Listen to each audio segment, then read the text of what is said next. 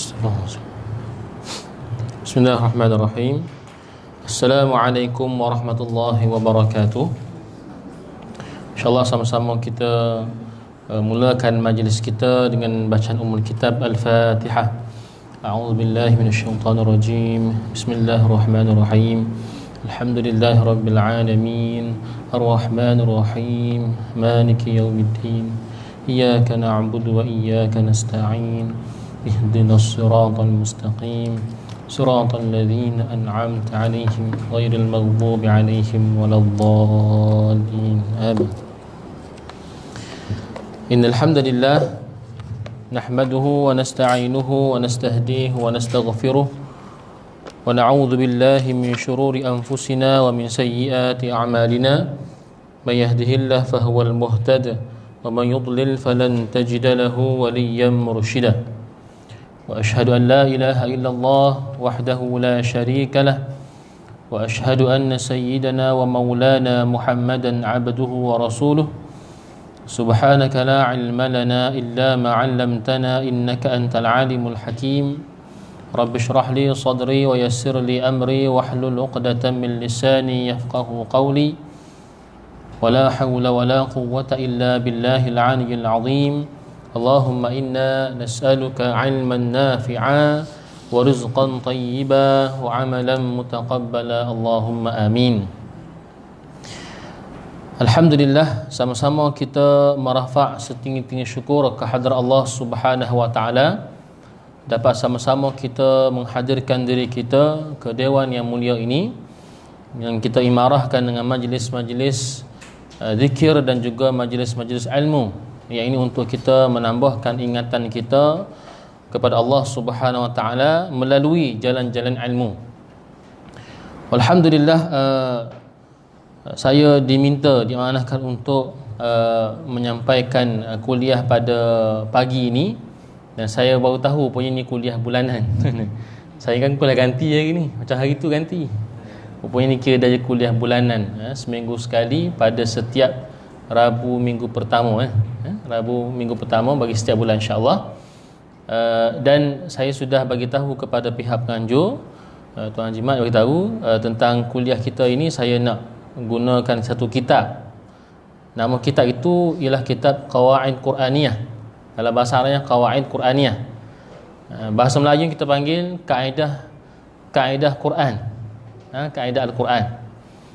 Pendekatan ni pendekatan yang agak baharulah, kerana sepanjang saya baca dan saya teliti, tulisan ini ataupun pendekatan ini digunakan oleh Syekh Dr. Abdullah Umar Al-Muqbil hafizahullah ta'ala, yang beliau membawa kitab ini sebagai satu pendekatan yang bersifat untuk kegunaan orang awam. Bukan bermakna kita tak boleh baca tafsir. Tafsir itu sesuai, tetapi kaedah ini saya katakan nanti kenapakah kaedah ini kaedah yang saya kira agak sesuai untuk kita bincangkan.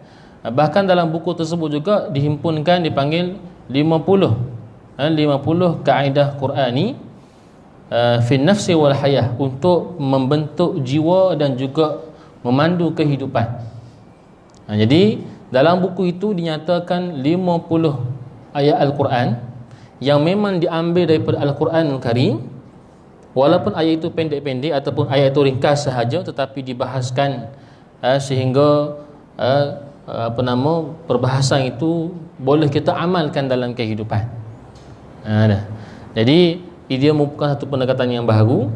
Jadi kalau ikutkan, kalau kita boleh bincang satu persatu, mungkin 50 kali bincanglah kita insya-Allah.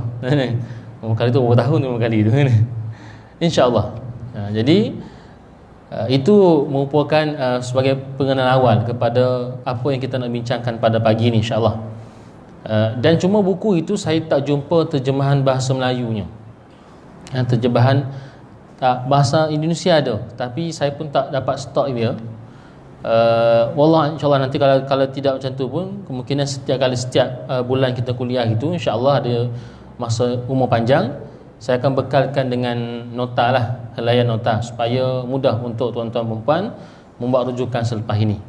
Jadi ini merupakan kelas muqaddimah dahulu. Jadi tuan-tuan catatlah nota apa yang patut untuk kita boleh jadikan sebagai rujukan. Kerana pengajian kita di sini nampak, alhamdulillah tuan-tuan diberikan tempat yang selesa dan sebagainya. Dan tambahan pula kuliah ilmu ni mesti diikat dengan penulisan. Kata Sayyidina Umar Al-Khattab radhiyallahu anhu, qaidul ilma bil kitabah. Dia kata ikatlah ilmu kamu tu dengan penulisan. Kerana kadang-kadang kalau kita ingat ni boleh lupa. Jadi bila kita tulis sikit-sikit tu, dia insya-Allah boleh mengikat kita dalam apa yang kita nak buat selepas ini insya-Allah. Jadi para hadirin sekalian, pertamanya saya akan terangkan dahulu apakah yang kita nak ceritakan berkaitan dengan qawaid Quraniyah. Termasuklah apakah faedah-faedah dia sekali. Yang kedua, kita akan terus masuk kepada kaedah pertama pada hari ini. Yang mana kaedah pertama ini kita ambil daripada surah Al-Isra ayat yang ke-9. Suratul Isra ayat yang ke-9. Ini kaedah kita. Dan yang ketiga, kita akan keluarkan apakah natijah ilmunya untuk kita jadikan sebagai amalan insya-Allah. Baik. Bismillahirrahmanirrahim. Alhamdulillah, Allahumma salli ala Muhammad wa ala ali Muhammad. Jadi para hadirin sekalian, insya-Allah pada pagi ini kita akan mulakan dahulu dengan mukaddimah kepada apa yang kita panggil sebagai qawaid Quraniyah.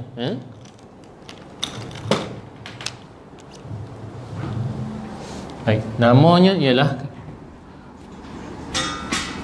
qawaid Quraniyah.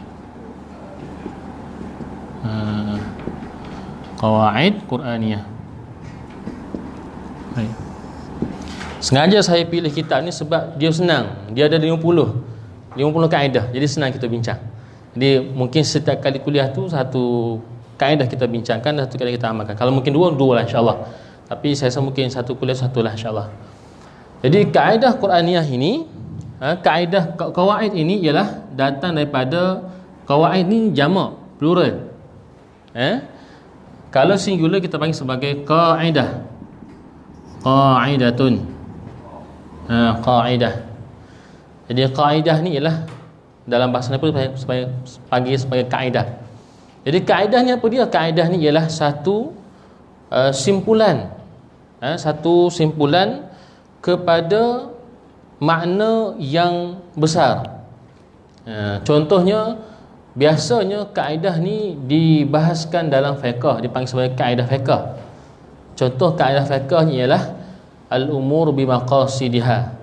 Al-umur bimaqasidiha. Ni contoh saya nak tahu. Biasanya kaedah ni ialah merujuk kepada satu perkara yang ringkas, tetapi dia menjadi asasnya. Asas. Dia merupakan satu ibarat, kita panggil ibarat, satu apa tu panggil, jumlah, apa istilahnya, perkataan ni. Saya sebut jumlah bahasa Arab satu sentence, apa lagi orang panggil ibarat. Jadi dia satu sentence yang ringkas, tetapi dia menjadi asas kepada apa yang kita nak gunakan dalam kehidupan kita. Tak? Contohnya dalam kaedah fiqh biasa disebutkan ialah al-umur bimaqasidiha. Pendek je, al-umur bimaqasidiha. Ini contohnya, ini kaedah fiqh dia panggil ni. Ini kaedah fiqh dia panggil. Apa maksud dia? Al-umur ni ialah urusan-urusan bimaqasidiha, berdasarkan kepada maqasid, berdasarkan kepada niat seseorang. Jadi ini kaedah. Sebab apa? Dia ringkas. Al-umur maqasidiha, dua patah sahaja, tetapi dia menjadi asas kepada perbincangan hukum. Iaitulah setiap perkara itu mesti dinilaikan dan dibezakan dengan niat. Tak? Asas kepada ibadah. Contohnya, kita nampak dua orang sedang menunaikan solat 2 rakaat, tetapi niat berbeza. Satu mungkin sedang solat 2 rakaat tahiyatul masjid, seorang lagi mungkin sedang solat duha contohnya. Maka walaupun pergerakan tu 2 rakaat yang sama, Tetapi yang membezakannya ialah maqasid, niat dia. Apa lagi? Dalam bab dua orang datang ke masjid contohnya. Seorang datang tu dalam keadaan duduk je, relax, berehat sahaja. Seorang datang pula dalam keadaan dia baca Quran ataupun dia berniat untuk i'tikaf. Maka seorang hanya duduk sahaja, seorang lagi dapat niat i'tikaf dan membezakan di antara dua amalan. Niat puasa contohnya. Ada orang mungkin puasa hari Isnin Khamis tu sebagai sunat. Ada orang mungkin niat dua-dua puasa tu kerana puasa ganti contohnya. Jadi membezakan di antara amalan wajib dengan amalan sunat. Membezakan di antara adat dengan ibadah. Kalau orang duduk di masjid sahaja tak niat, tak dapat apa-apa. Kalau dia duduk di masjid i'tikaf, walaupun duduk diam sahaja, dia dapat pahala. Maka walaupun dua patah sahaja ni menjadi asas kepada sebahagian besar dalam ibadah dan muamalah. Semua itu dipanggil sebagai kaedah. Yang ini memang terkenal dalam kaedah fiqh, ini yang terkenal. Tetapi para hadirin sekalian, kita bukan nak belajar fiqh hari ini.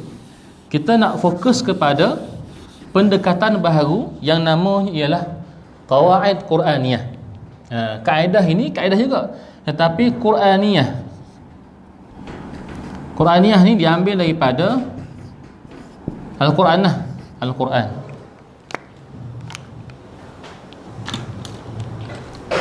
Al-Quran. Al-Quran. Jadi kaedah ini, kalau yang tadi itu kaedah fiqh, ini kaedah ni memang diambil daripada ayat Allah Subhanahu Wa Taala tanpa diubah sikit pun. Diambil terus daripada ayat Allah Subhanahu Wa Taala untuk menjadi apa dia? Asas.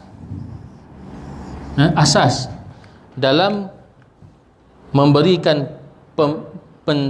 pembentukan kepada jiwa dan juga dalam menunjukkan jalan yang lurus. Dan adakah kaedah ini walaupun baru, adakah benda tu tak dibuat dulu? Tidak. Kaedah ini sebenarnya merupakan pendekatan yang kalau kita baca dalam kitab Imam An-Nawawi rahimahullahu ta'ala, kita baca di antara amalan baginda sendiri SAW dan juga para sahabat, mereka seringkali membaca satu ayat sahaja, tetapi diulang-ulang sehingga ke pagi hari. Kenapa? Kerana nak mendalami walaupun satu ayat, tetapi mendalaminya sehingga menyebabkan mereka rasa suka ataupun menghayati ayat Allah Subhanahu Wa Taala. Contohnya Ibn Abbas radhiyallahu anhu, dia ulang ayat wa qur rabbi zidni ilma. Wahai Tuhan, tambahkanlah kepada aku ilmu. Dia ulang itu, rabbi zidni ilma, rabbi zidni ilma, diulang-ulang. Kenapa? Nak suruh resap dalam jiwa ni penghayatan kepada ilmu. Antaranya lagi Imam Malik bin Anas radhiyallahu anhu, dia ulang daripada surah Al-Quran, surah At-Takatsur, ayat terakhir sekali, thumma latus'alunna yawma idzin 'anil na'im. Diulang-ulang, ulang daripada malam sehingga ke hampir-hampir subuh diulang ayat tersebut. Kenapa? Walaupun satu ayat sahaja, beliau menghayatinya sehinggalah meresap dalam jiwanya penghayatan akan ayat Allah Subhanahu Wa Taala. Bahkan ada lagi yang lagi kita kata hebat lagi, bukan hebatnya, yang lagi kuat kan, sehinggalah ada seorang ulama itu, antara Hasan Basri rahimahullahu taala. Hasan Basri baca ayat Quran berkaitan dengan ayat cerita tentang buah zakum. Buah zakum ni buah dalam neraka. Ta'amun athim, buah yang bernanah, yang jelek, yang busuk. Dia baca ayat tadi sehingga kan dia tak lalu makan, tuan-tuan sekalian. Kita bacalah ayat Quran banyak-banyak pun, petang nanti nasi Arab, nasi biryani ke, lalu lagi makan. Tapi Imam Hasan Basri baca ayat Quran tentang ayat surah Az-Zakum, tentang cerita buah dalam neraka, dia tak lalu makan, sehingga akan terpaksa nak dia suap makanan kat dia, suap sup kat dia kerana tak lalu makan tadi. Tergambar dalam fikiran dia tentang ayat Allah Subhanahu Wa Taala.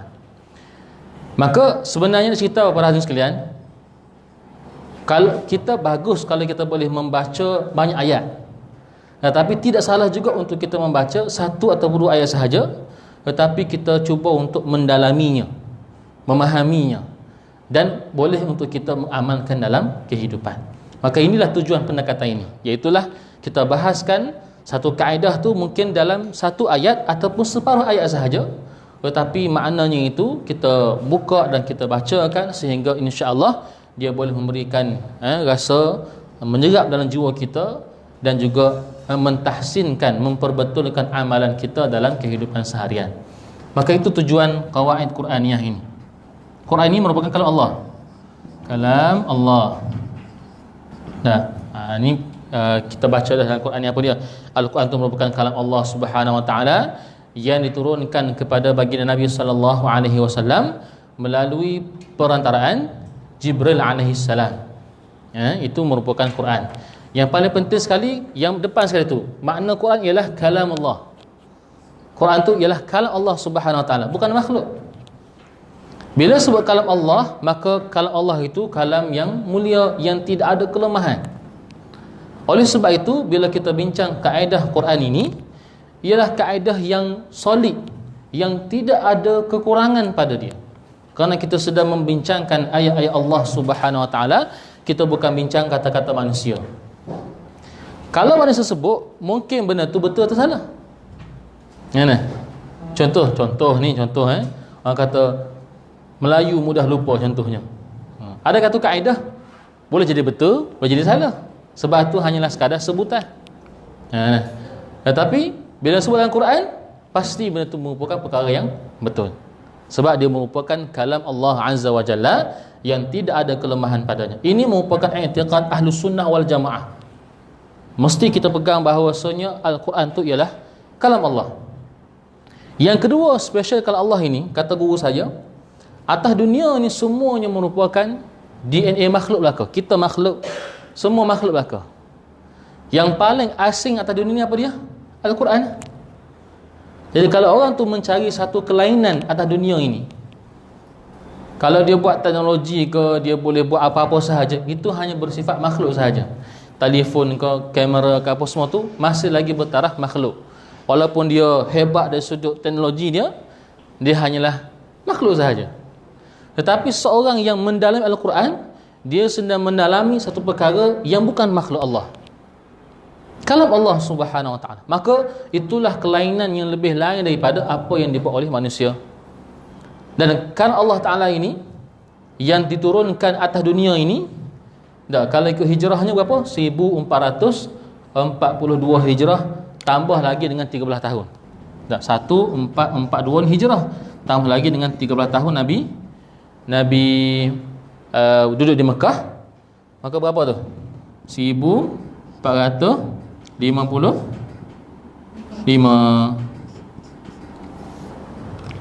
Dan sehingga ke hari ini, daripada 1400 tahun yang lepas sampai ke hari ini, para hadirin sekalian, Al-Quran masih lagi dibahaskan.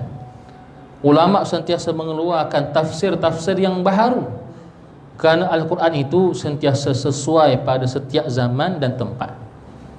Daripada tanah Arab sampai ke tanah Melayu, kita baca Quran dan kita tak akan rasa puas baca Quran.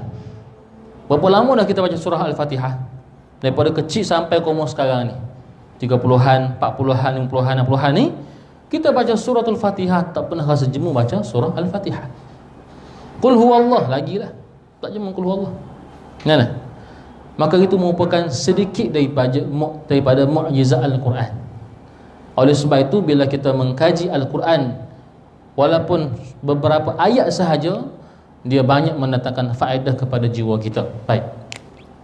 Jadi kaedah ini, para hadirin sekalian, dengan pendekatan tiga ini, dengan pendekatan kaedah Quran ini, saya melihat kita akan dapat beberapa faedah.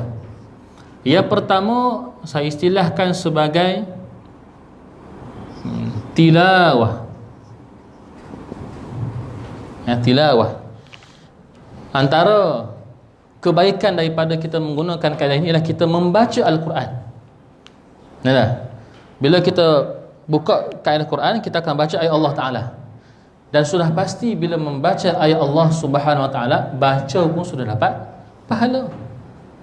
Sebab tu kalau dalam kuliah-kuliah tafsir saya, ada kuliah tafsir saya satu di Sikamat, Seremban 2 dengan Rasa Kemayan insya-Allah nanti. 3 tempat. Dan biasa saya buat kuliah tafsir ni, saya akan baca dulu Quran. Saya baca Quran dan jemaah akan ikut. Sebab saya tanya seorang, saya dapat pahala. Kalau saya baca seorang, saya tak dapat pahala lah. Jadi saya suruh jemaah semua buka Quran. Saya baca satu ayat, jemaah baca satu ayat. Jadi sekurang-kurangnya dalam kuliah maghrib saya itu, semua orang sudah mendapat pahala membaca Quran. Itu pendekatan saya lah, tuan-tuan sekalian.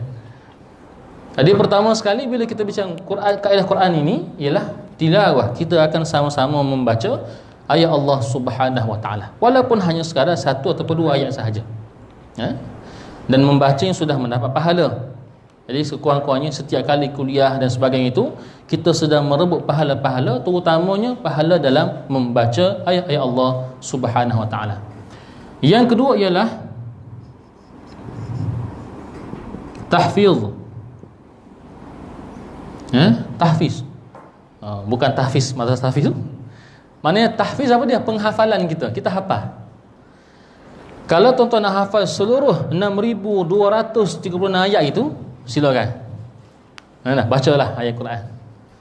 Kalau kita baca satu ayat dan kita hafal satu ayat sehari, sekurang-kurangnya tuan-tuan puan-puan kami ambil masa selama 17 tahun untuk menghafal seluruh ayat Quran. Kalilah satu ayat sehari, kali sebanyak 6,236 ayat. Jadi 17 tahun tuan, insya-Allah cubalah hafal. Tapi itu kalau semua sekali lah. Tetapi pendekatan kita ini, tahfiz ni kenapa? Kerana senang untuk dihafal. Kita hanya baca satu ayat sahaja, dan kita akan baca dan ulang-ulang. Tuan-tuan akan baca dan ulang-ulang di rumah dan sebagainya, sebab dia merupakan ayat yang ringkas. Maka dia senang untuk kita hafal. Dan bila kita dengar tuan-tuan guru, ustaz kita mengajar, kita tahu ini merupakan ayat daripada surah Al-Isra' contoh. Jadi pendekatan kaedah Quran ini ialah senang untuk kita hafal, kerana kita hanya membahaskan 1 ataupun mungkin 2 ayat sahaja. Bahkan setengahnya itu ayat-ayat lazim yang kita biasa baca dalam solat, dalam pembacaan kita seharian. Jadi pendekatan ini pendekatan untuk kita mudah menghafalnya, kerana dia merupakan ayat 1-2 ayat sahaja. Bahkan dia boleh jadi satu peringatan kepada kita waktu kita rasa macam nak teringat sesuatu. Contohnya kita tengah sedih ke, kita tengah ada masalah ke, maka biarlah waktu sedih masalah itu, kita bukan cari lagu-lagu balada ke, lagu-lagu dandu ke, tidak. Cari ayat Quran yang boleh ingat kita kepada Allah Subhanahu Wa Taala. Alhamdulillah, setakat saya baca kaedah Quran ini, kadang-kadang waktu kita rasa sesuatu tu, mari teringat salah satu daripada 50 ayat ini sebagai tazkirah ataupun muhasabah kepada kita. Sekurang-kurangnya macam tu bila kita baca, kerana dia senang dihafal dan senang untuk kita maknanya recall kembali dalam sepanjang kehidupan kita ini. Kalau kita perhatikan dalam kalangan tuan-tuan guru juga asatizah pun biasa bila mengajar sahaja akan keluar ayat Quran. Kenapa? Itulah ayat yang sentiasa diulang-ulang. Tuan guru saya setiap daripada 2 minit dia mengaji akan keluar ayat Quran, kerana itulah ayat yang dihafal. Saya tak mampulah macam tu. Tapi ceritanya bagaimana kalau kita boleh menghafal 1-2 ayat, dia akan menyerap dalam diri kita, dan bila kita ada masalah ke apa-apa yang kita hadapi, mari tengok ayat Quran ini, dan dia menjadi penyejuk dan penenang kepada jiwa kita. Yang ketiga ialah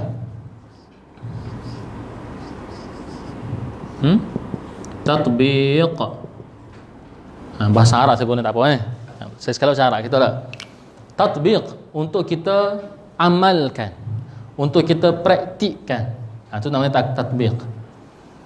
Jadi ayat ini itulah tujuan Al-Quran, bukan hanya sekadar untuk dibaca. Walaupun pada membaca Al-Quran itu sudah berpahala para hadirin sekalian, tetapi bayangkan sudah berapa lama kita baca Quran, sudah berapa lama kita ada musabaqah tilawah, musabaqah tahfiz, bagaimana pula dengan musabaqah untuk kita tatbiq, untuk kita amalkan Quran. Dan para sahabat Nabi radhiyallahu anhum ajma'in ialah mereka yang mengamalkan ayat-ayat Allah Subhanahu Wa Taala. Sebahagian daripada mereka membaca 10 ayat Al-Quran, dan mereka kata kami tidak akan berganjak daripada hafalan itu sehinggalah kami mengamalkannya. Ini di antara amalan golongan yang terdahulu daripada kita. Bukan bermakna salah baca Quran, hafal Quran tu, silakan. Anak-anak tahfiz kita baca Quran laju, boleh baca khatam dalam tempoh 2 tahun, itu silakan. Tetapi kita pada hari ini, masyarakat kita pada hari ini, kita juga berhajatkan kepada mengaplikasikan, mentatbikkan, mempraktikkan Al-Quran dalam kehidupan kita.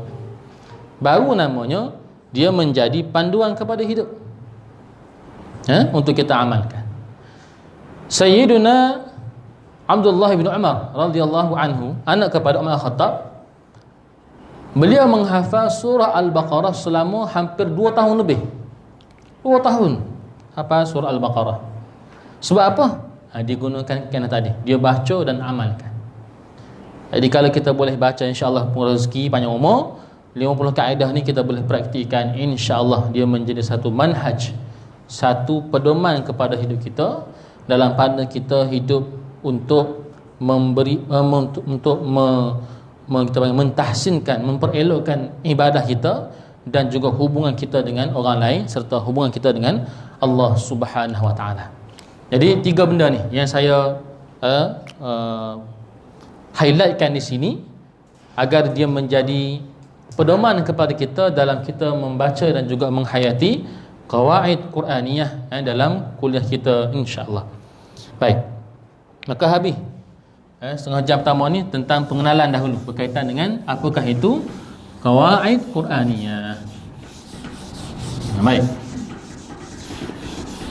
Itu yang pertama, sebagai pengenalan kepada qawaid Quraniyah. Jadi qawaid Quraniyah ialah kaedah-kaedah yang dikeluarkan daripada ayat Allah Subhanahu Wa Taala untuk dia menjadi asas, foundation kepada kehidupan kita dan kepada pembentukan jiwa kita. Pembentukan, insya-Allah. Maka kita akan mulakan pada pagi ini, tuan dan sekalian. Sebenarnya kaedah yang kita nak bincangkan pada pagi ini, kalau ikut buku yang asalnya ialah ini kaedah terakhir sekali. Kalau ikutkan dalam kaedah buku dia asal ni, ini merupakan kaedah yang terakhir sekali. Tapi saya bawa kaedah itu pada kuliah kita pertama. Itu. Sebab nak suruh kita nampak dulu gambaran besar dia, tasawur am dia tentang pentingnya kita memahami Al-Quran sebagai manhaj kehidupan kita. Baik, tuan-tuan sekalian boleh buka daripada surah Al-Isra tadi, surah Al-Isra ayat yang ke-9, insya-Allah. Jadi saya baca dan tuan-tuan ikutlah, insya-Allah. Boleh. A'udzu billahi minasyaitonir rajim.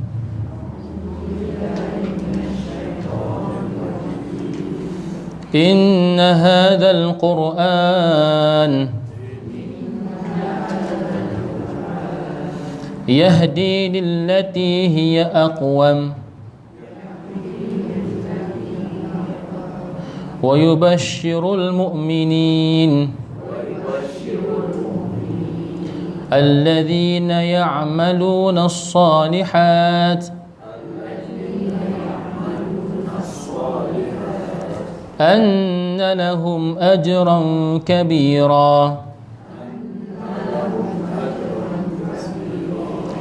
وأن الذين لا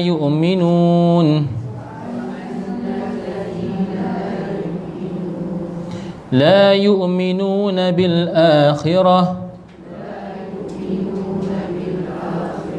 أعتدنا لهم عذابا أليما.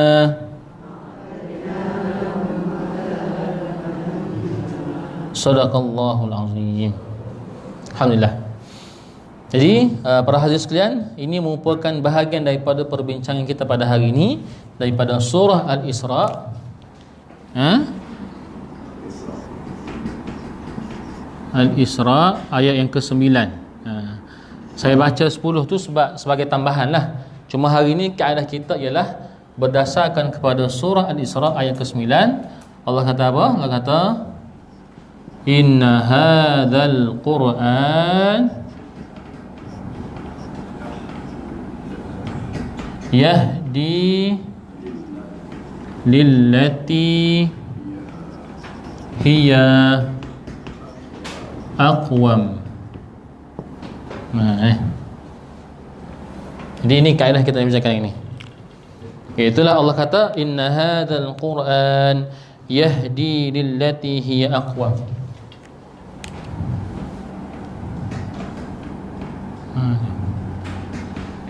Baik.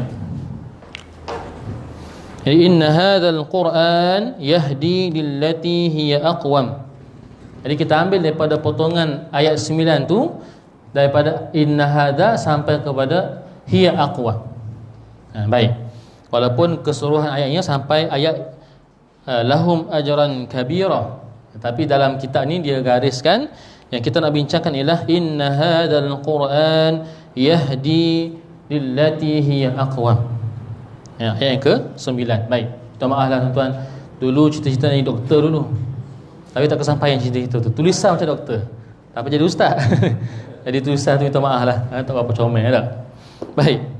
Jadi para hadirin sekalian, yang pertama kita lihat dahulu kepada apakah maksud ayat ini secara terjemahan dia. Inna hadzal Qur'an, inna sesungguhnya, hadzal Qur'an, iaitulah Quran ataupun kitab ini, yang kita baca ini iaitu Al-Quran.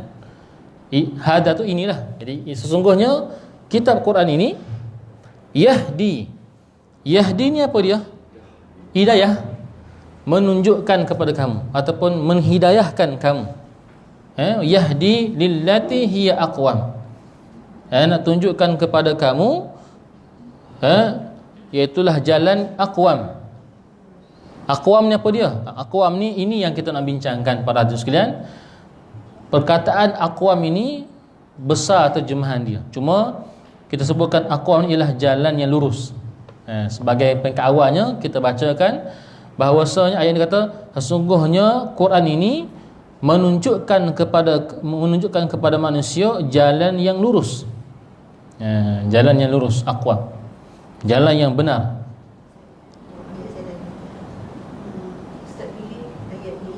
Sebab dia berkaitan dengan maksud kawaid Quran. Baik. Dia sebahagian daripada maksud kawaid. Maknanya tajuk kita hari ini tajuk tentang kaedah-kaedah Qurani. Okey. Salah satu kaedah itu ialah daripada ayat ini. Sebab dalam buku ni dia ada 50 kaedah. Jadi kaedah, salah satu kaedahnya ialah daripada ayat surah Al-Isra ayat yang ke-9 ni. Itu maksud dia. Jadi dia sebahagianlah daripada kaedah. Baik. Jadi dia kata Quran yang kita bacakan, yang kita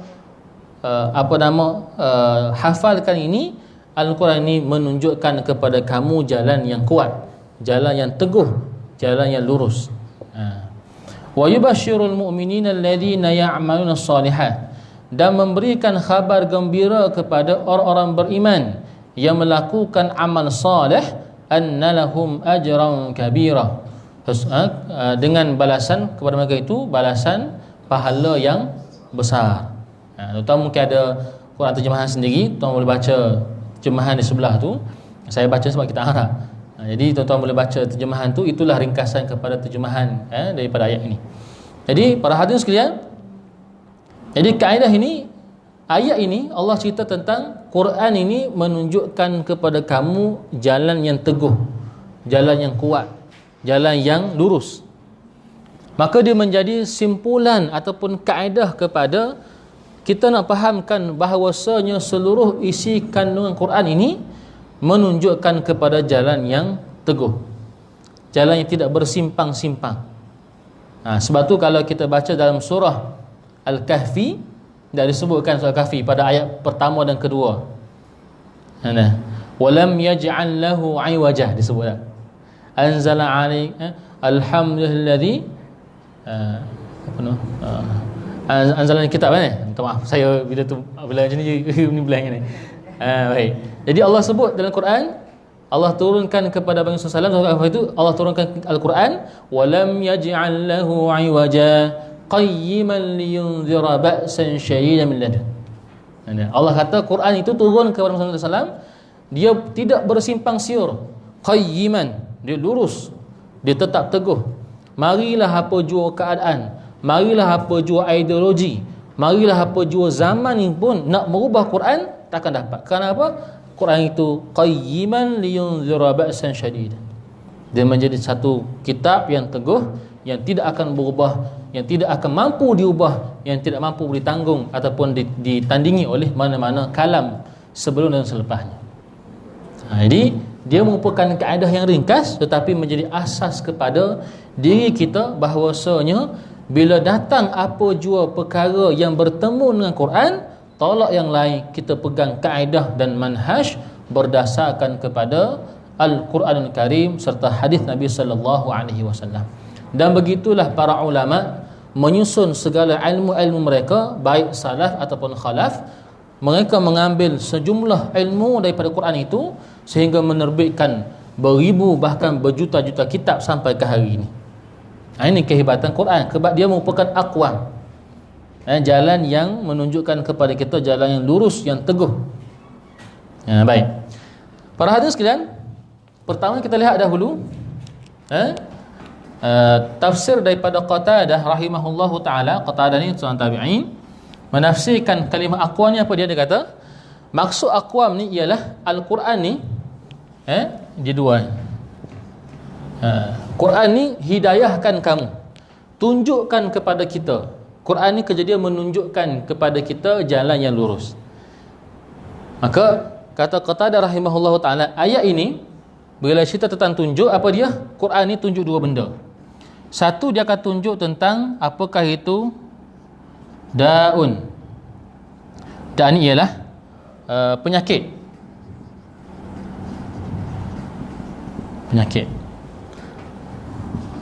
Wadawa. Bahasa ni dia dekat. Daun ni penyakit, dawaun ni ubat. Ubat.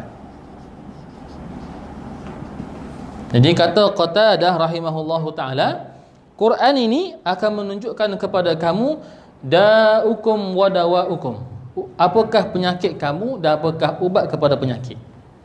Dan sekarang ni lah kita dalam musim-musim Covid ini, penyakitnya sudah ada, sudah merebak ke seluruh dunia. Tetapi masih lagi kita mencari apakah penawar kepada penyakit ini. Dan kita doakan moga-moga Allah Ta'ala angkat Covid atau musibah ini untuk kita memudahkan lagi usaha kita selepas ini dalam ibadah dan juga dalam kehidupan kita seharian, insya-Allah. Baik. Jadi Quran ni kata Qatadah menunjukkan kepada kamu apakah penyakit dan apakah ubat dia. Dan kata Qatadah rahimahullahu taala, wa amma da'ukum, dia kata penyakit kamu itu ialah apa dia penyakit ni? Penyakit ni ialah dikata az-dzunub. Dzunubun ataupun khataya.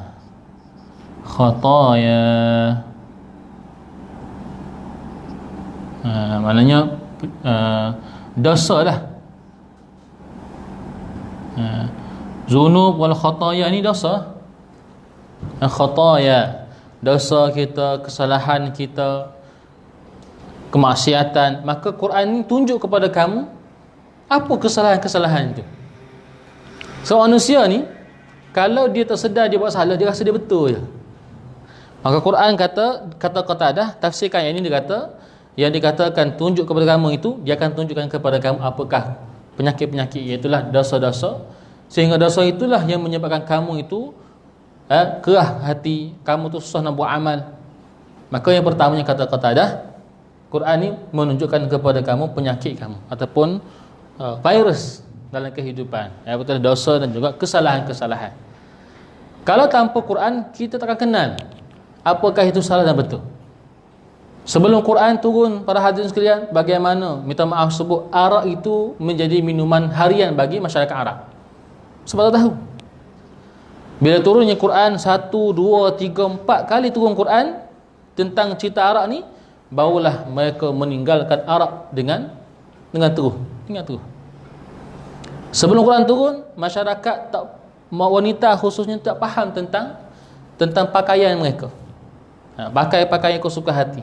Turun Quran cerita tentang etika pemakaian, sehinggalah turun itu sebut waktu tu diceritakan dalam riwayat, berlari-lari wanita muslimah ni masuk ke rumah, ambil apa sahaja kain, tutup kepala mereka. Sebab turun ayat Quran, surah An-Nur, cerita tentang penutupan aurat. Baru tahu tu tak boleh buat. Sebelum tu zina ni berleluasa. Turun Quran cerita tentang zina ni, bukan sekadar haram zina, wala taqrabuz zina. Jangan cari ataupun jangan pergi tempah jalan-jalan kepada zina. Bukan sekadar zina saja, jalan-jalan sampai ke zina pun ditutup. Judi dan sebagainya, semua cerita tentang kesalahan-kesalahan. Barulah manusia hidup dia elok je. Kalau tidak, hari ni masyarakat di barat habis cara dia buat. Dendanya, penjaranya, pencegahannya, tapi tak mampu nak ubat penyakit-penyakit yang mana sebab mereka tak baca dan tidak menghayati tentang Al-Quran. Habis cara dia buat. Sampai ke hari ni, daripada dulu tak benarkan LGBT, hari ni pula membenarkan LGBT. Sebab apa?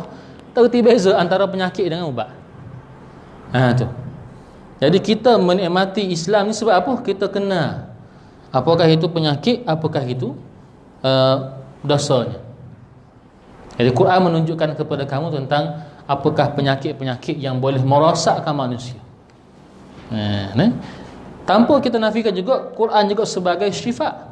Bukan sekadar maknanya petunjuk dari sudut dosa-dosa tu, dia juga boleh menjadi penyembuh kepada penyakit zahir kita.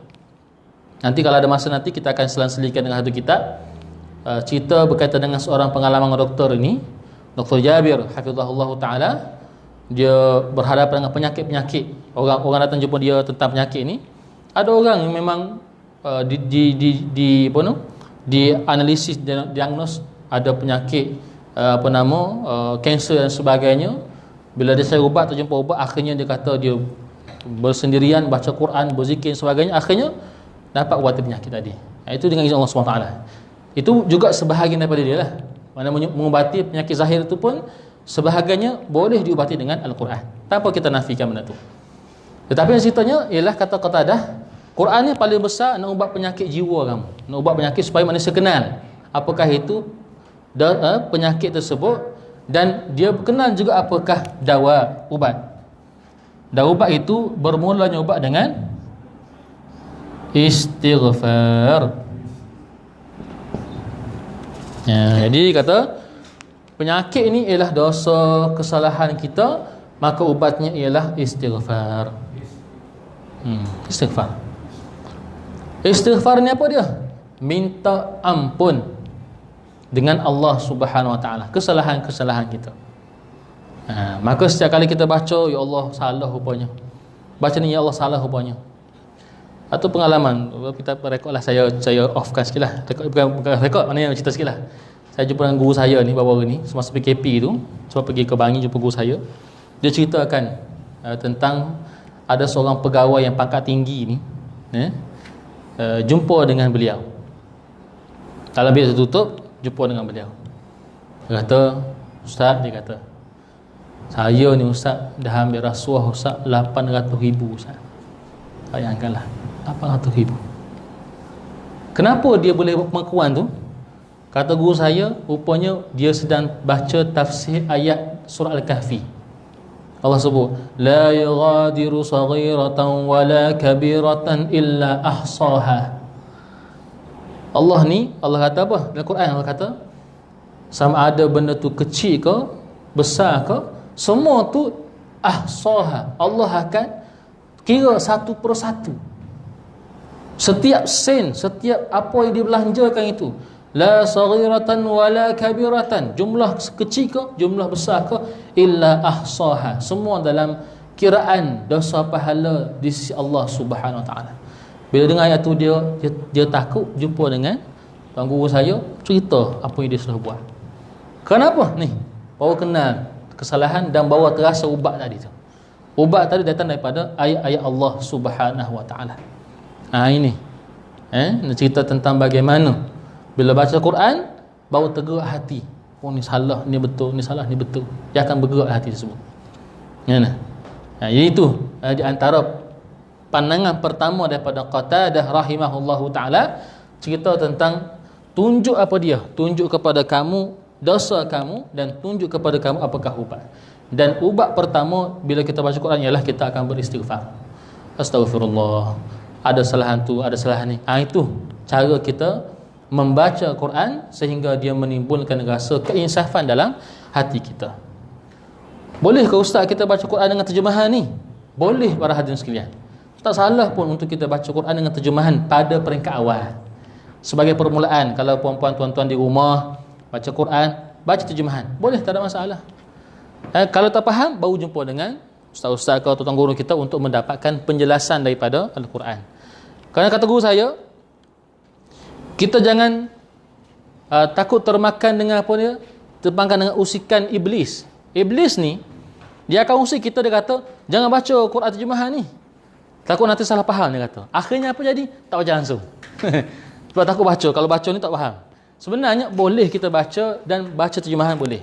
Tetapi kalau kita tak faham, barulah kita tambah dengan tafsir, tambah dengan rujukan daripada guru-guru kita, asas kita, untuk kita lebih mendalami lagi ayat-ayat Allah Subhanahu Wa Taala. Kita pukul 11 ke 11? 11, baik. Baik. Jadi itu saya nak cerita pada peringkat awal para sekalian tentang bagaimana Quran tu dia boleh membantu kita, menunjukkan kepada kita khataya dan juga apakah ubat dia? Istighfar. Istighfar dulu. Baik. Aqwam. Apakah maksud awal aqwam ni? Aqwam ni ialah jalan yang aswab dipanggil. Aswab ataupun a'dal.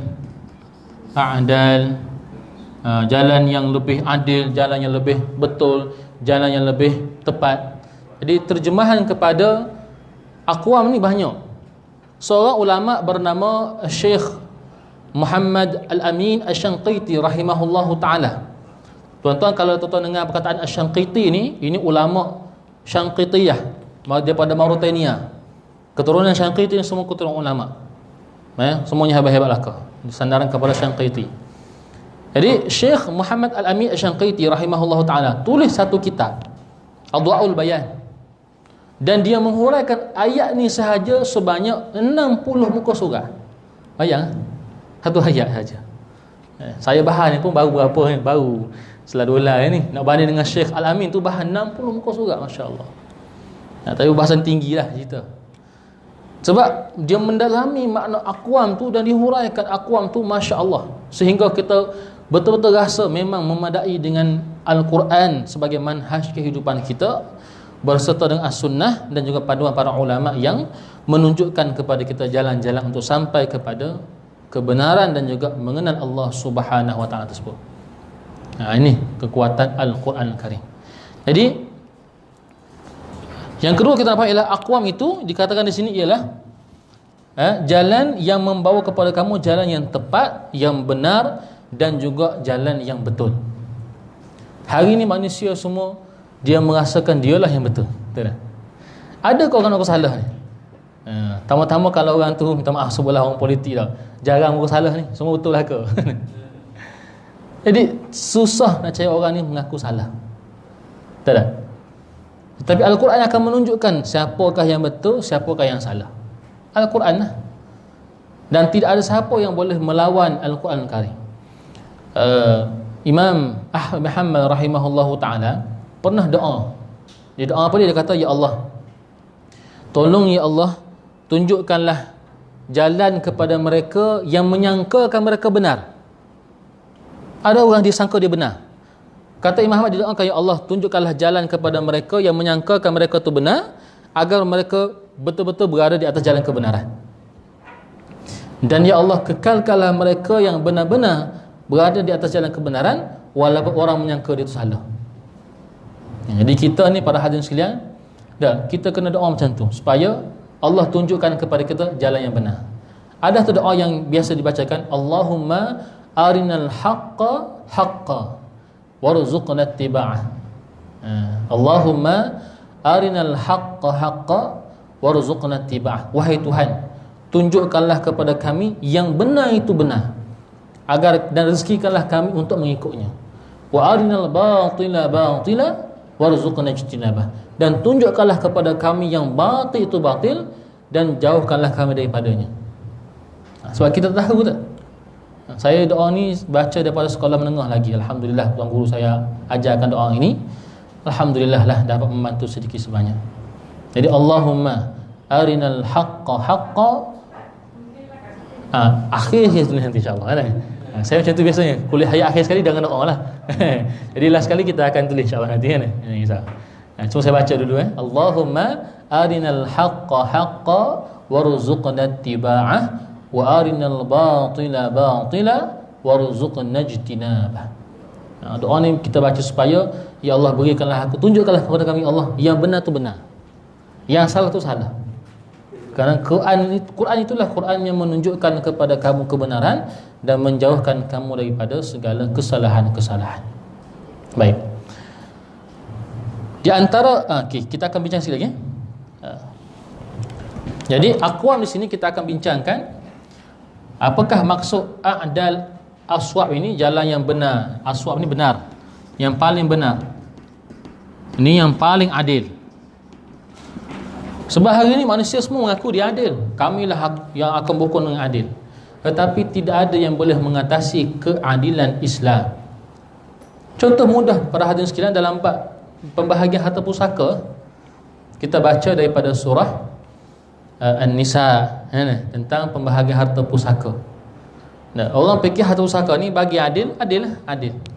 Cara 3 Abdul Wahab, Abdul Wahid, Abdul Wahab. Lah sekali kata apa? Ini tidak adil. Walaupun lah dia dapat harta Turkistan, Gohegostan semua. Itu cerita Bilhamli lah tentang pembahagian harta. Islam cerita tentang pembahagian harta ni dengan cara yang adil. Walaupun pada pengiraannya macam adil ke? Tapi itulah jalan paling adil sekali. Nak tahu kena buat dulu. Macam tu. Jadi nak cerita tahu tentang keadilan ke, yang paling benar, yang paling adil, sudah pasti dengan cara kita merujuk Quran. Quran akan menunjukkan kepada kita jalan yang paling adil, jalan yang paling betul. Cuma dibahaskan oleh Syekh Muhammad Amin tadi, yang 60 muka surat tu, kita bahaskan dalam 1-2 dahulu.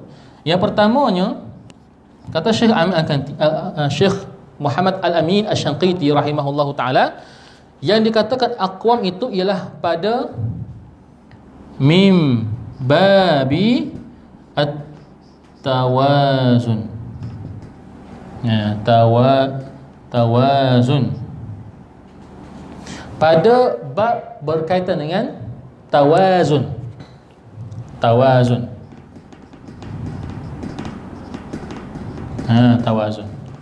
Tawazun ni apa?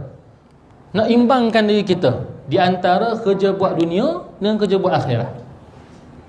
Contoh, dalam satu peristiwa Nabi SAW, kita dengar Sayyidah Aisyah tanya Nabi, ya Rasulullah, engkau ni seorang yang maksum, yang diampunkan dosa dahulu dan kemudian, yang sudah diangkat darjat yang tinggi, ya Rasulullah, kenapa engkau ibadah sampai bengkak-bengkak kaki, ya Rasulullah?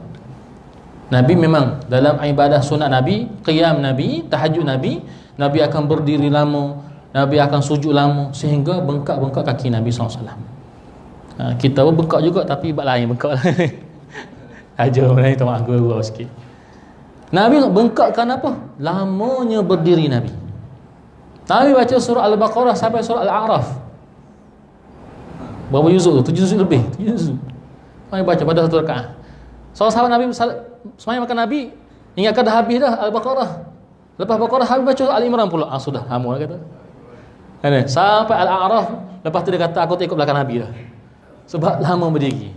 Nabi lama berdiri biasa dalam ibadah solat sunat. Sebab itu kalau kita ibadah solat sunat, tuan-tuan boleh baca Quran panjang tak apa. Tapi kalau solat wajib, imam kena baca surah yang memadai dengan jemaah. Ini imam baca surah Al-Baqarah, nyanyi. Kesian jemaah. Jadi imam biasa akan baca surah yang ringkas-ringkas sebab mengambil kira jemaah. Tetapi kalau solat sunat, kita boleh panjang-panjang sebab solat sunat kan seorang-seorang. Itu boleh. Baik.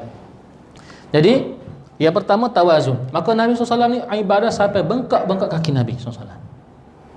Bila mana ada 3 orang pemuda tanya Sayyidah Aisyah tentang ibadah Nabi, mereka terkejut. Mereka yang pertama kata, demi Allah, aku akan sentiasa bangun malam dan tidak akan tidur. Sebab dia terkejut dengan ibadah Nabi ni, ibadah Nabi ni, Nabi yang maksum, ibadah Nabi itu kuat. Maka bila dengar cerita tadi, dengan ibadah Nabi yang kuat tu, kata sahabat dia kata, aku akan sentiasa bangun dan aku tak akan tidur. Yang kedua kata, aku akan berpuasa dan tidak akan berbuka puasa. Ni. Yang ketiga kata, aku akan menjauhi wanita akan kahwin. Kita dengar tu macam, oh hebat lah ni, so akan sungguh-sungguh dalam ibadah. Sampai berita kepada Nabi SAW, Nabi tegur, Nabi kata tak boleh macam tu. Nabi kata, aku ni orang yang paling takut Allah Subhanahu Wa Taala, yang paling bertakwa sekali dengan Nabi. Tetapi Nabi kata, aku juga berpuasa dan aku berbuka puasa. Nabi puasa sampai masa Nabi buka puasa. Aku juga bangun qiyam malam, aku juga berehat tidur. Dan aku juga beristeri. Aku ada isteri-isteri Nabi ramai. Maka Nabi kata, siapa yang menjauhi sunnah aku, maka bukan dalam kalangan aku. Jadi kalau tanpa adanya Quran, orang akan buat ibadah mungkin sampai tahap, minta maaf sebut, menyiksa diri dia. Umpama ibadah-ibadah ritual agama lain, naik tangga pun kena naik dengan lutut, cocok sana cocok sini. Kalau hari Ashura tu lagilah, orang Syiah memukul-mukul badan dia. Ada. Semua tu tak kena dengan aqwam. Maka Nabi tunjukkan apakah ibadah yang bersifat aqwam tadi, supaya ada keseimbangan. Kamu nak puasa, puasalah, tapi berbuka puasa. Kamu nak ibadah malam, silakanlah, tapi jangan lupa berehat. Kamu nak maknanya berjuang, tak apa, berjuanglah, tapi di sana adanya boleh kamu beristeri, bersuami, ada nafkah, ada anak dan sebagainya. Maka Nabi ajarkan kepada kita tawazun. Masyarakat takkan faham tawazun tu tanpa Quran. Mungkin ada orang akan berlebih-lebihan dalam ibadah sehingga dia meninggalkan rezeki, meninggalkan cari rezeki untuk keluarga. Ada orang macam tu. Bagi dia ibadah ialah surah masjid.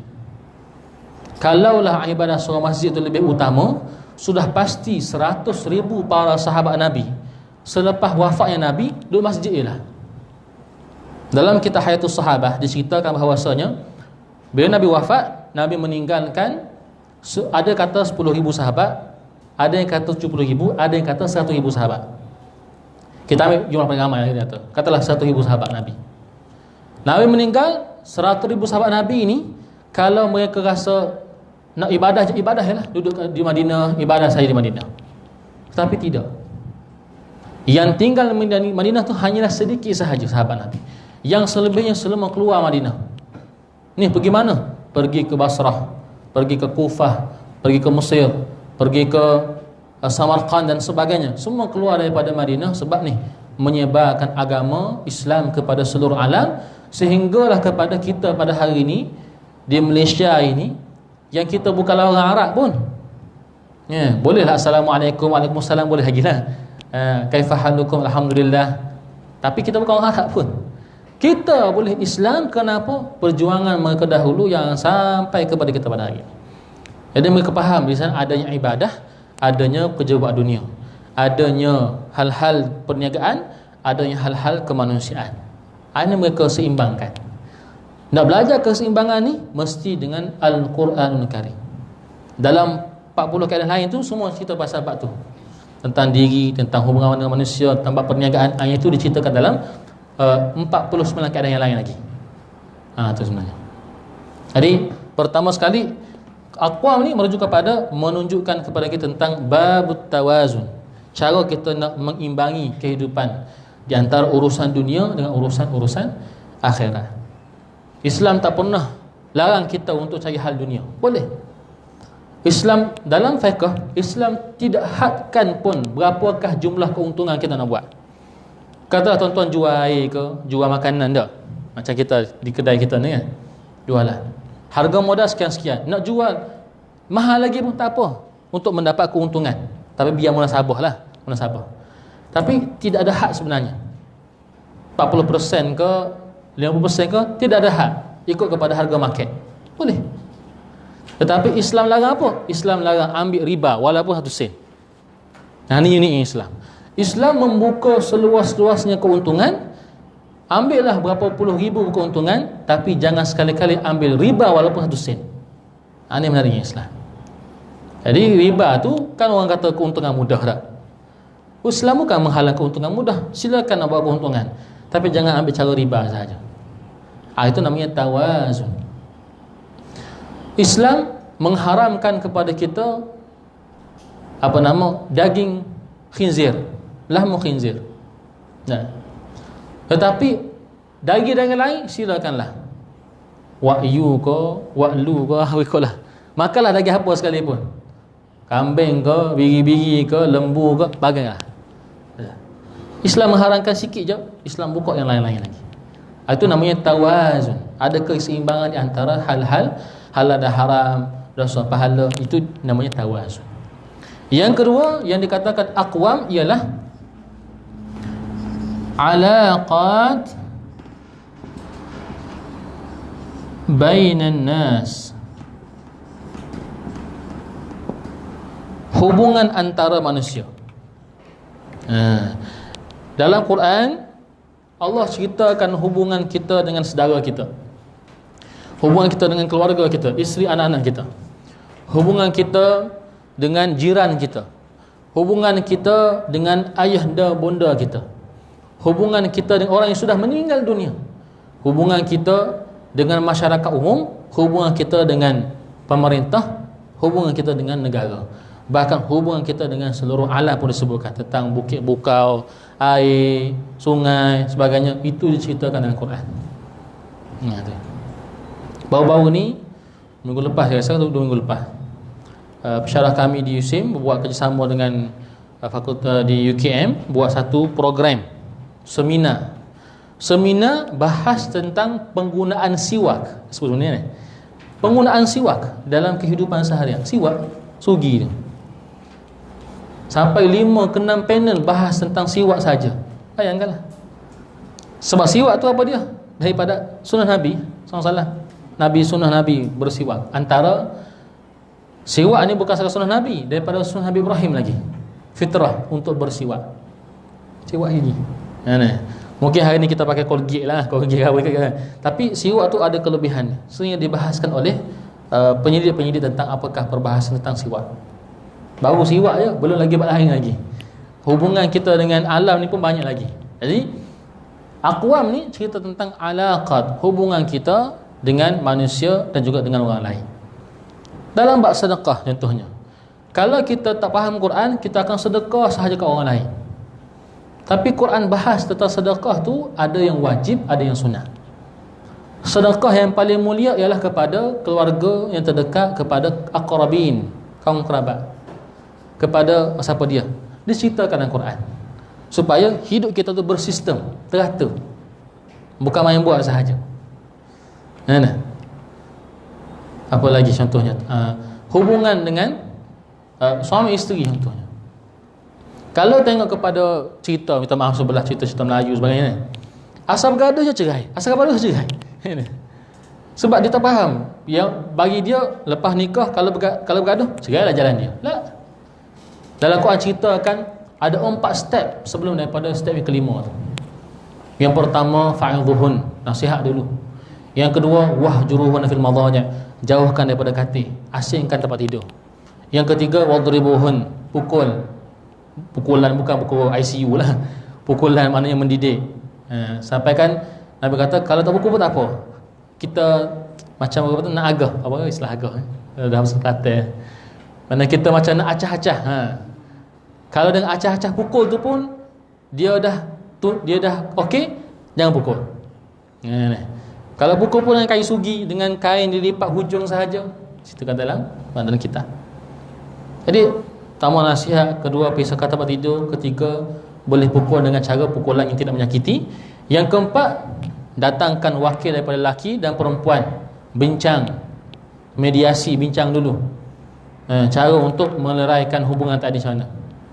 Yang kelima, barulah cerai. Itu pun ada lagi iddah dia. Iddah ada lagi. Kalau nak baik-baik ataupun iddah tu tak perlu akad baru. Tengok, step itu diceritakan dalam Quran dengan detail. Sebab apa? Nak menyelamatkan institusi manusia ni, kekeluargaan ni, kalau kita faham dengan cara yang betul.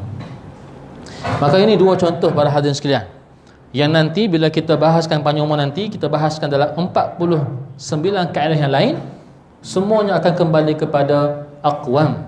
Quran tu memang jalan yang teguh yang menceritakan tawazun, keseimbangan antara dunia akhirat, keseimbangan di antara ibadah dengan juga muamalat, keseimbangan di antara sulukiyah akhlak kita dengan ibadah kita. Itu ada tawazun, dan juga bincang hubungan antara manusia dengan keluarga, dengan jiran, dengan masyarakat, sehingga kepada negara sekalipun.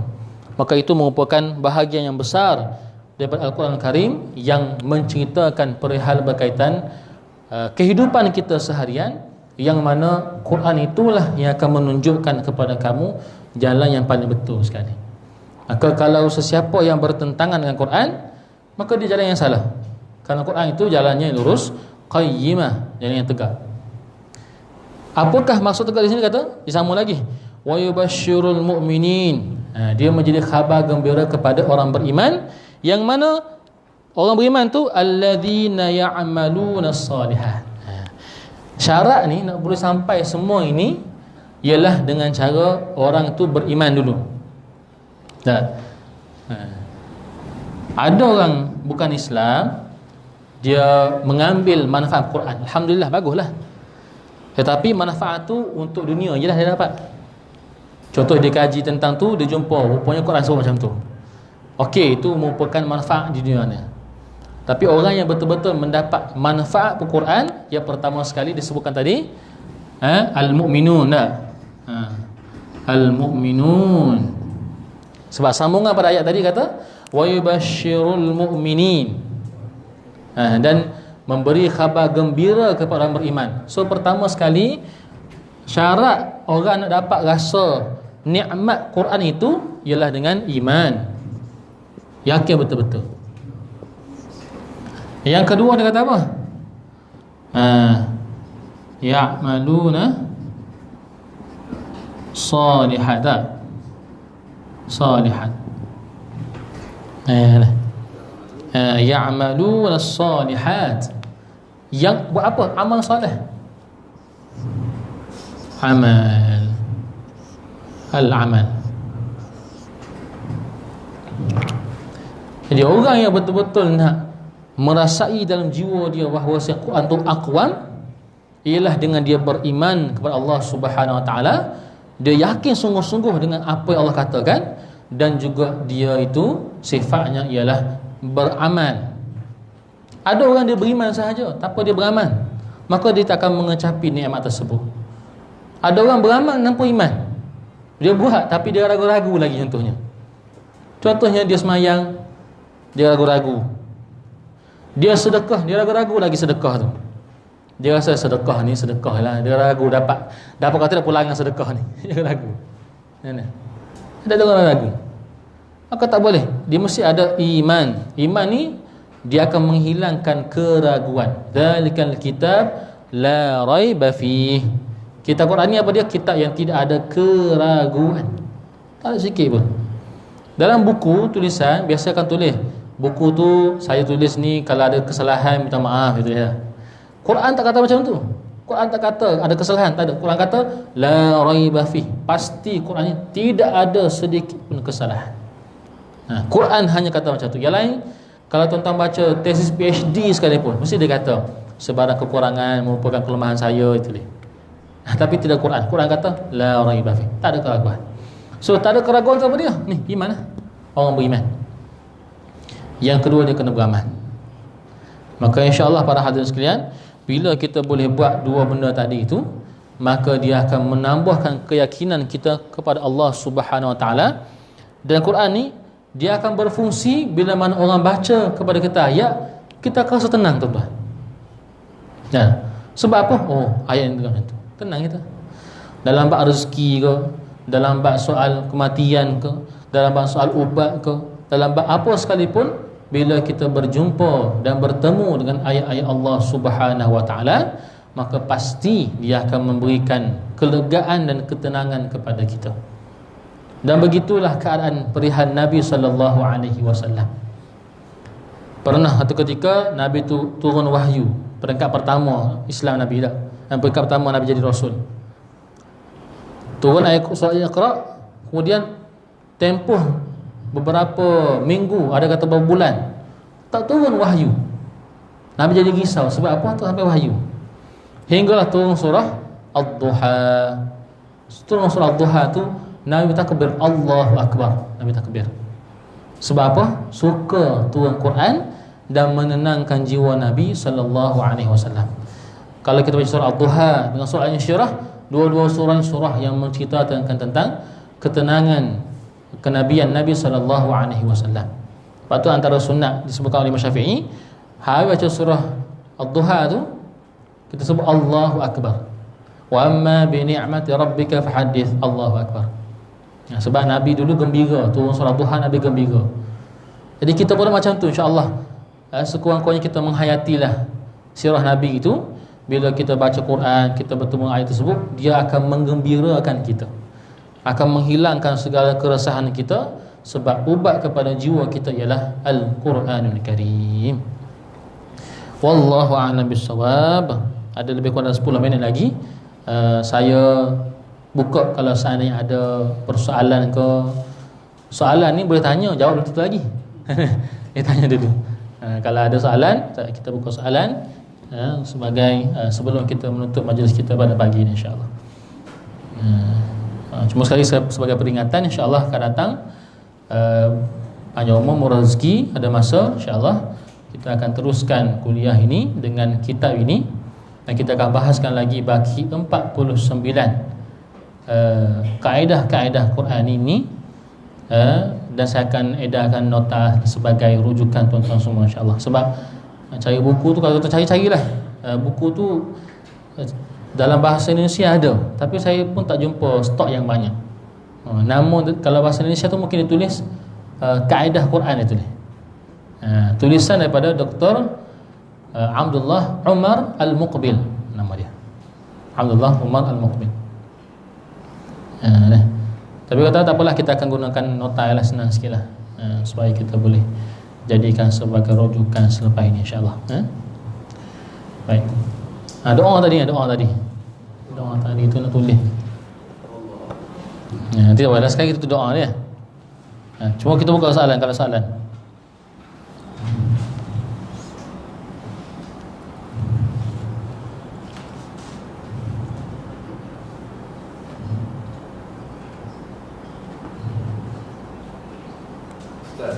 Ya. Dia ada doa daripada pelajaran ni lah Ustaz. Boleh tak? Ya. Boleh. Yang sunat. Yang sunat kan. Kalau kita pagi-pagi subuh, sebelum sembahyang subuh tu kita terlepas sembahyang sunat pilihan. Dia ada sunat awatib kan. Tapi kita dah sampai tu orang dah azan. Ya. Kita dah terlepas lah. Ya. Tapi biasanya orang yang biasa buat lah. Tapi lepas tu kita nak tolak semayang yang kita tertinggal. Itu sunat boleh tak? Okey, baik. Lepas subuh tu lah, selepas. Boleh. Baik. Sebabnya bila datang antara wajib dengan sunat, kita kena mendahulukan yang wajib lah. Maknanya kalau dah kita belum nak kata takbir lagi, kemudian dah ada orang azan iqamah, jadi kita kena berhenti untuk kita solat berjemaah dengan jemaah lah. Jadi boleh, tak ada masalah bagi orang yang biasa, dia boleh saja buat solat selepas itu 4 rakaat. Dia istilahnya dia qada macam ni. Kalau seandainya solat tu solat yang tak boleh kita semayang, contohnya solat selepas asar ataupun selepas subuh, sepatutnya tak boleh, sebab selepas asar dan selepas subuh ialah waktu yang diharamkan.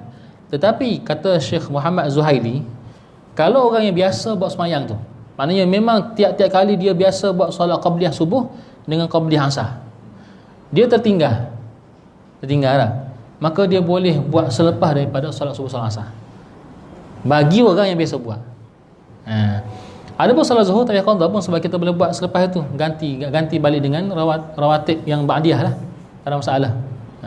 Jadi untuk kita menambahkan lagi solat rawatib kita, boleh kita buat 4 rakaat. Sebab tadi 2 rakaat sebelum zuhur dengan selepas zuhur kan. So kita buat 4 rakaat boleh. Tapi tak payah niat ganti. Niat sahaja sebagai rawatib, boleh, tak ada masalah. Tapi kalau yang kes yang dibahaskan ialah kalau orang tu terlepas solat qabliyah subuh. Kan sebab Qabliyah subuh ni kan solat yang mana Nabi katakan khairud dunya wa fiha. Solat 2 rakaat sebelum subuh ni Nabi kata lebih baik daripada dunia dan seisinya. Ya dah. Jadi sebab tu orang nak solat yang qabliyah tu, sebab nak dapat pahala tu. Katalah dia terlepas, satu hari terlepas, maka boleh dia semayang selepas daripada subuh. Boleh. Bagi yang biasa ya, bagi yang biasa. Kalau yang jangan buat, tak apalah. Tinggallah kan. Tapi kalau memang orang tu melazimi tiap-tiap subuh dia buat. Jadi kata ulama, kata Syekh Muhammad Zahili, dia kata dibolehkan bagi mereka yang tertinggal. Dia boleh nak qada. Almarhum ada seorang cerita ni, anak murid kepada almarhum Tuan Guru Ni Aziz, mantan Menteri Besar Kelantan. Pernah beliau ni, anak murid dia tengok dalam diary dia. Diary dia tengok ada almarhum tulis. Dia tulis apa? Dia tertinggal solat tahajud, tuan-tuan. Kau solat wajib, solat tahajud tertinggal, tulis. Maka tanya anak murid dia, Tuan Guru, dia kata. Saja dia tanya ni, dia nak gurau je. Ni bapa dia kata ni, kenapa tinggal solat tahajud ni, dia kata. Apa jawab Tuan Guru, dia kata? Ambo bukan tinggal, dia kata. Ambo buat tu, ambo tengah mengantuk, dia kata. Mengantuk. Sebab pandangan Tuan Guru kata, Tuan Guru Aziz dia kata, tahajud ni mesti didirikan dalam keadaan kita segar. Sebab makna tahajud ialah orang yang fatahajat bihi nafilah, bangkit daripada tidur, dia rasa semangat, mana okey, badan dia okey, maka dia buat tahajud. Jadi kata Tuan Guru, dia bukan tinggal, maksudnya dia buat dalam keadaan mengantuk, maka dia gantikan lepas tu.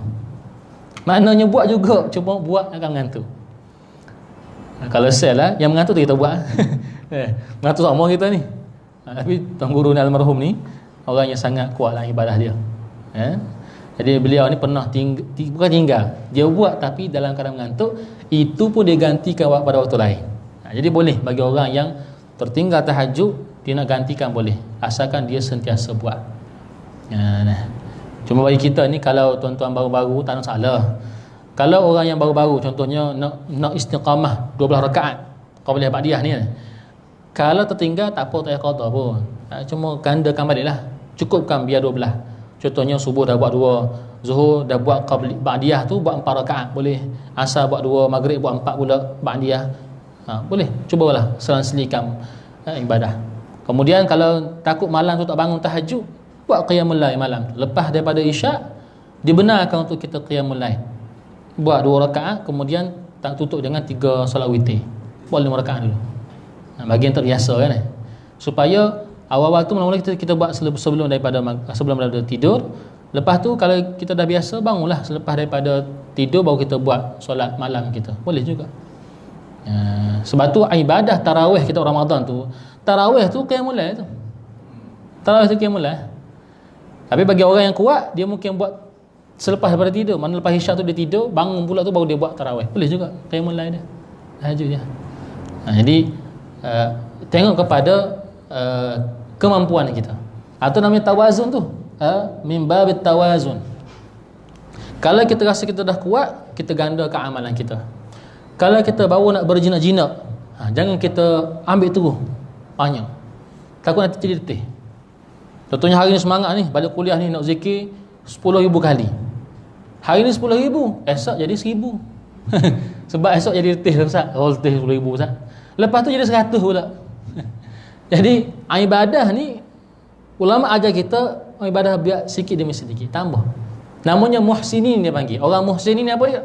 Orang yang tambah sikit-sikit amalan dia sehingga dia boleh istiqamah dalam rutin amalan dia. Jadi kalau tuan-tuan perempuan baru-baru nak istiqamah, tak apa, alhamdulillah. Mungkin solat duha ni buat 2 rakaat dulu, tambah lagi 4 rakaat, kemudian kekalkan 4 rakaat dulu, kekalkan 4 sampai kita rasa dah ada jadual 4 rakaat tu ni. Kalau rasa tambahlah. Antara kita panggil ciri-ciri orang yang biasa ibadah ni apa dia? Bila dia tertinggal tu dia rasa macam lain.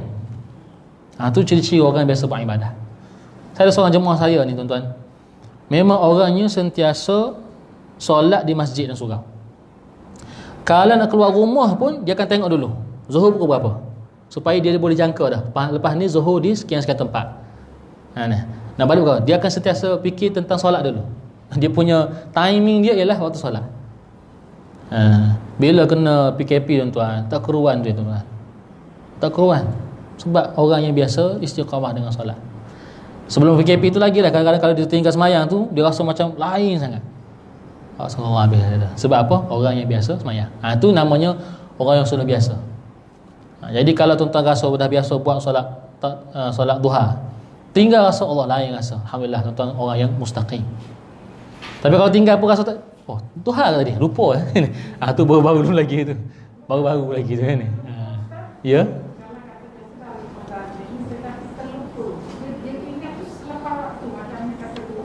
Ya.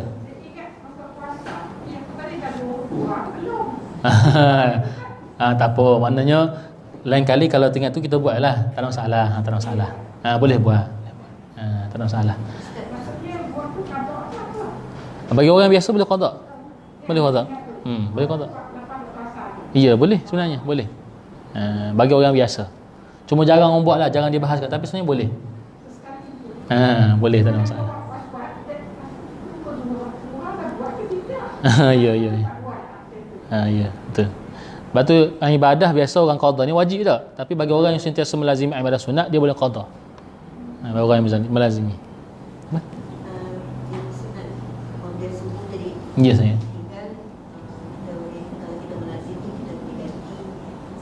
Selepas.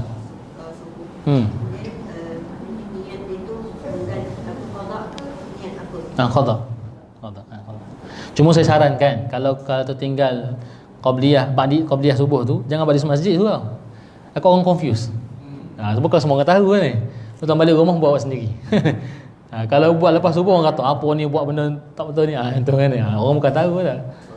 Melainkan kalau tuan semain Masjid Haram lain lah. Masjid Haram tak ada waktu haram. Tapi kalau kita di sini kalau orang tak tahu tu takut dia salah faham dah. Sebab tu solat-solat sunat ni Nabi kata sallu fi buyutikum. Solat sunat ni digalakkan solat di rumah. Solat wajib kita buat di masjid lah. Masjid insya-Allah. Allah alam ya. Satu solat semayang sunat kan. Dia hadis tu yang tinggal semayang sebelum subuh yang tinggalkan 2 rakaat tu kan. Sebelum ni kan. Satu lagi yang tahu ni saya Ustaz tahu semayang yang lupa semayang sebelum zuhur. Barakat Ustaz kata jangan tinggal. Ada hadis Ustaz. Wallahu alam. Saya tak pasti hadis fadilat tak pasti. Fadilat tak pasti sebab fadilat ni mesti ada asas dalam hadis lah. Dalam fadilat saya tak pasti ada ke tidak. Tapi dari sudut sunnahnya Nabi buat lah. Sunnah Nabi buat. Tuan-tuan kena bezakan di antara hadis fadilat amal dengan khasiat amal. Fadilat ni mesti disandarkan kepada kata-kata Nabi sallallahu alaihi wasallam.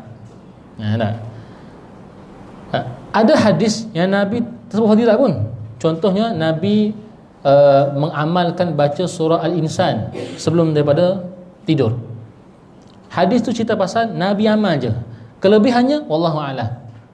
Orang kata apa kelebihannya apa dia? Kelebihan Nabi amal. Itu. Jadi ada hadis, ada amalan Nabi itu dia buat kerana apa? Kerana Nabi amalkan amalan tersebut. Tetapi dari sudut kita panggil tajribah ataupun khasiat amalnya itu bergantung kepada siapa yang mengamalkannya. Contohnya guru-guru tarikat kita yang mengamalkan zikir-zikir, wirid dan sebagainya, dia amalnya itu dapat sekian-sekian dia kata. Itu dari sudut maknanya proses amalan tersebut menghasilkan natijah-natijah tertentu sesuai dengan kelebihan Allah kurniakan kepada dia lah. Sebab tu ada orang dia berzikir 10,000 dapat sekian-sekian. Ada orang mungkin zikir 10,000 tak dapat apa-apa pun. Tak? Ada seorang saya ingat saya jumpa dengan Saudara Asma Harun. Dia cerita kan Saudara suruh dia zikir. Dia pun zikir istighfar. Dia kata Ustaz kata amal zikir dapat sekian-sekian. Apa yang saya dapat? Dapat istighfar dia kata. Orang yang mengamalkan istighfar apa dia dapat? Dapat istighfar. Itu kelebihan dia dah.